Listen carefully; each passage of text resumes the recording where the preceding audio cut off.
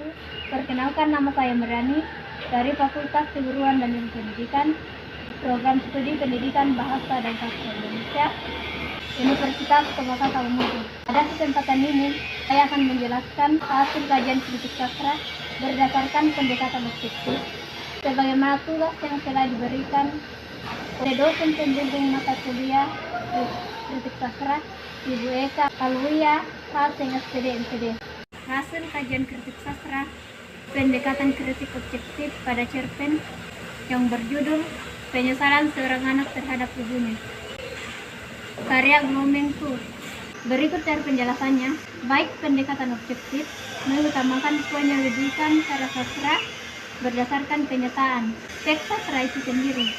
Objek kajian kritik sastra adalah unsur intrinsik, yaitu satu, judul. Pertama, judul cerpen tersebut yaitu penyesalan seorang anak terhadap ibunya. Pada kalimat tersebut menjelaskan bahwa pada saat Tono berkata ibunya, "Ibu, aku malu sama teman-temanku." Dia memiliki ibu yang sempurna dan secara fisik. Dia bangga terhadap ibunya. Tapi aku, Bu, mengapa saya memiliki ibu yang buta? Kedua, tema. Tema yang digunakan berjudul Seorang Anak Menyesal Terhadap Ibunya. Memiliki tema tentang sebuah penyesalan. Dapat pada kalimat, andai saja aku tahu aku dilahirkan oleh ibu yang buta, maka aku memilih untuk tidak dilahirkan. Tokoh dan penokohan. Tokoh Ibu Suti adalah seorang penyayang terhadap anaknya, meskipun memiliki kekurangan pada fisiknya.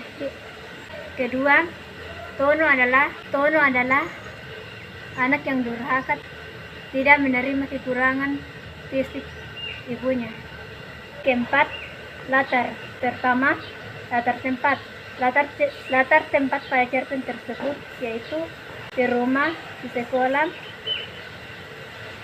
di kampus, dan di rumah sakit. Kedua, latar waktu. Pada cerpen di atas tidak menggambarkan jelas kapan waktunya. 5. Alur yang digunakan pada cerpen di atas adalah alur maju dan mundur. 6. Sudut pandang. Sudut pandang yang digunakan penulis yakni menggunakan sudut pandang orang ketiga. 7. Gaya bahasa.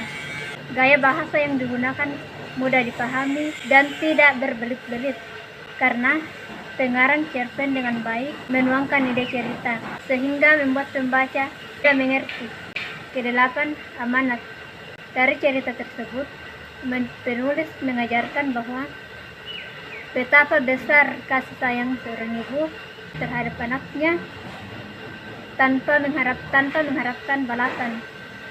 Ibu selalu dengan ikhlas memberikan apapun yang dimilikinya, termasuk memberikan jiwanya sendiri.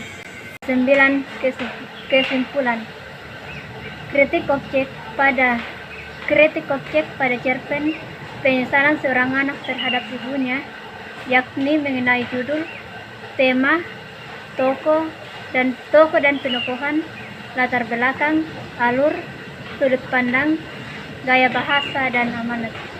Tokoh Ibu Suti menjadi tokoh utama karena ibu yang selalu menyayangi anaknya, meskipun Tono anaknya selalu mencaci makinya karena keadaan fisiknya yang tidak sempurna. Tetapi sang ibu tetap sayang dan tak henti-hentinya mendoakan anaknya.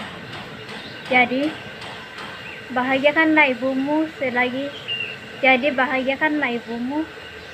dia masih hidup, meskipun ada kekurangan dalam hidupnya.